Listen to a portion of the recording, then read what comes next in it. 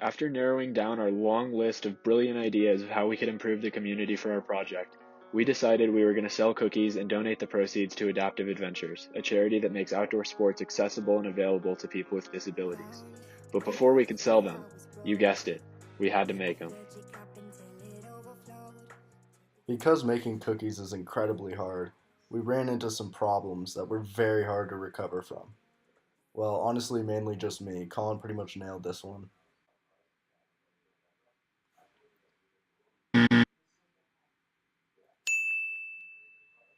After our incredibly hard work, we needed a break. So naturally, we hopped on a game of Call of Duty. No more of that though, back to the grind. After we finally conquered the cookies, we were ready to start selling.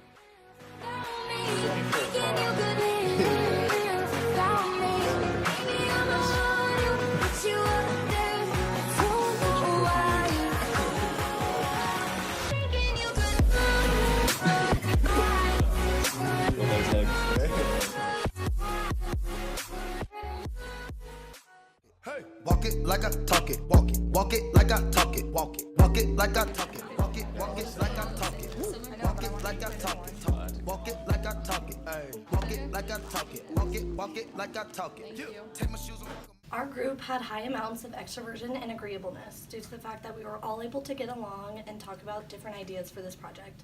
We also wanted to do well, so we paid attention to detail throughout the whole process, and we used extroversion to our benefit in deciding to do a bake sale fundraiser. When discussing our project, we deemed the decision as a programmed one due to the fact that we had a clear goal of raising money for Adaptive Adventures, as well as the sources of information of directions and examples were given to us. We dealt with the condition of risk because even though we were given plenty of information, we couldn't foresee exactly how many people would buy cookies and if we would have enough to donate. We counteracted that by deciding on alternatives we could use if that situation arose, and luckily it did not.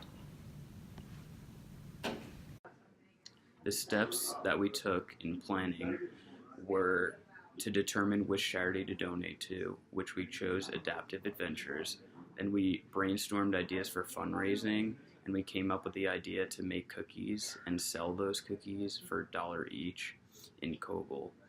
And then we decided to donate all the proceeds to our charity.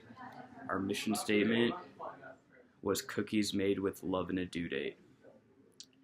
Our SWOT analysis consisted of strengths of cheap cookies for a good cause, weaknesses of some people don't have cash, but we solved that weakness by accepting Venmo, and opportunities of high profit margin would lead to more donations, and our threat was the coffee shop and the business library. From the first time we met as a team, we realized we were a cross-functional team that could benefit from bringing together the different skill sets we all had. We established a norm that everyone was going to be responsible for different parts of the project and be reliable to get things done. We had high group cohesiveness because we were all on the same page and we were working in a non-stress environment. This had a great effect on the group and increased all of our organizational and affective commitment. The goals that we set in terms of SMART goals included selling as many cookies as possible and donating all the earnings to charity, tracking progress by counting earnings, using all the resources that we had to make the most money possible, and financially benefiting the Adaptive Adventures Foundation. And we wanted to sell as many cookies as we possibly could within the designated 2-hour selling period on Thursday. And aside from getting a good grade, we were really just inspired to donate to Adaptive Adventures after learning about the nature of this foundation and just giving back to those in need, especially during the holidays.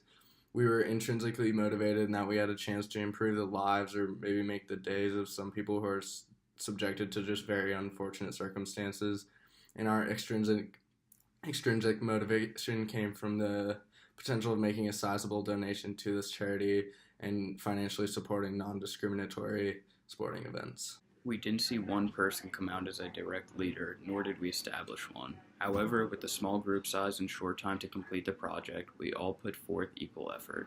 By splitting the project up, we were able to think critically about our part and make the group aware of our ideas and receive feedback. We wanted to use this tactic to maximize efficiency and innovation.